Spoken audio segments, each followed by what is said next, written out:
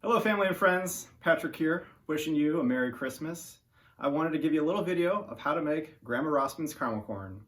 Growing up, we would always visit and she'd always have a fresh batch ready for us. And I learned how to do it and I've been doing it for years and I want to share the recipe with all of you. So let's get started. All right, so the ingredients you need today, you need a cup of popcorn seeds, you need a stick and a half of butter, 2 cups of brown sugar, half a cup of corn syrup, and then later you'll need a teaspoon of salt, a teaspoon of baking soda, and a teaspoon of vanilla. All right, a few other things. An air popper makes the popping a lot easier. There's other ways to do it, but this way there's no oil. And then also, I have a giant metal bowl picked up at a restaurant supply store years ago. It just makes it a lot easier when you bake the caramel corn later.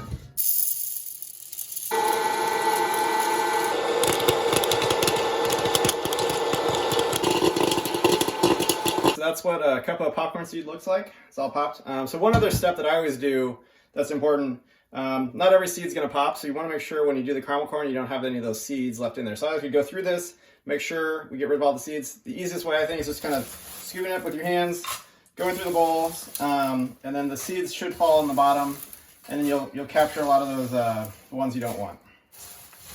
So that's what's left at the bottom. Typically you don't wanna bite into any of that, so we'll just toss all that. One other advantage of having multiple bowls is that you can have a base layer of popcorn, and then as you add the caramel, you can just add more popcorn, and then more caramel, more popcorn. It makes it a lot easier than just pouring it all over the top.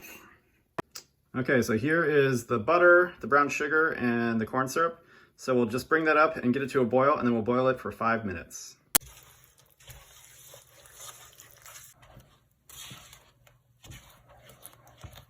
All right, so it's starting to boil, so set the timer for 5 minutes, keep an eye on it, maybe stir it every once in a while. So I have the temperature on high, so just pay attention, making sure it doesn't go too crazy. Also, this is a non-stick pan. You could use another pan, but it just makes it a lot easier on the back end. All right, so we're nearing 5 minutes. This is what it will look like after 5 minutes of boiling.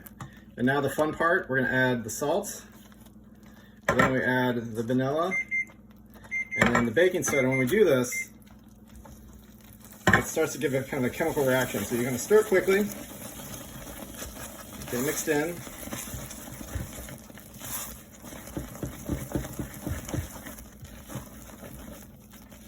And then just add it to the popcorn. It's obviously hot molten sugar. So add a little bit more popcorn, a little more caramel, a little more popcorn. Don't worry if it's not all mixed in.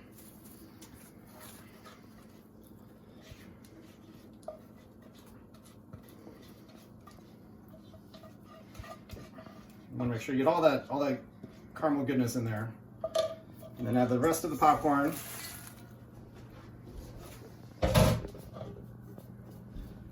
Okay, so then do the initial kind of spreading it out. Try your best, just kind of, mix it in. Don't touch it with your hand as it's molten sugar and can burn you.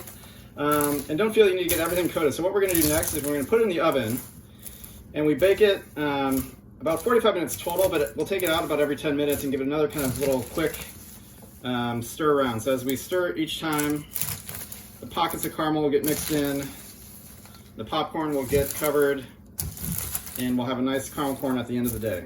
So go to the oven at 250, so low temp. Just put it in. So we'll do about 45 minutes total, but I stir it around about every 10 minutes. So it warms up again, and then you kind of spread the caramel and the popcorn, just keep mixing it up about every 10 minutes. So while your caramel corn is cooking, what you want to do is lay out some parchment paper or wax paper on a large surface.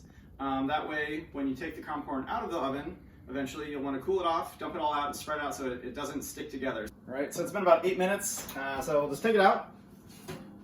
It's the same caramel corn as before. Now it's a little loosened up because of the being in the oven. So just kind of get from underneath, scoop down. I try to kind of find those pockets of caramel and break them up and bring them to the top so then it kind of melts back down on them.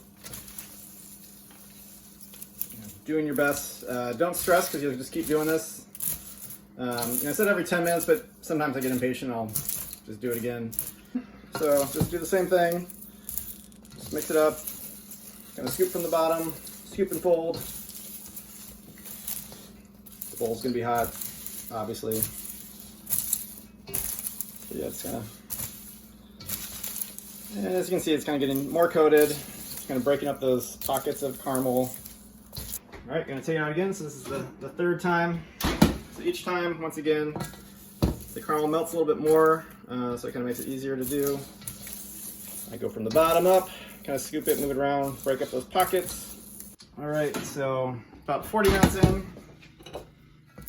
One more time, kind of seeing the progression. So it's more evenly spread out.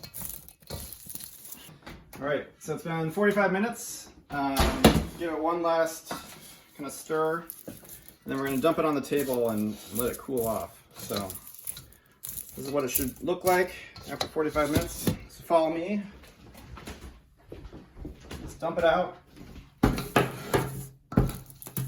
And then you want to spread it out on the table so that each of the, so it cools off evenly.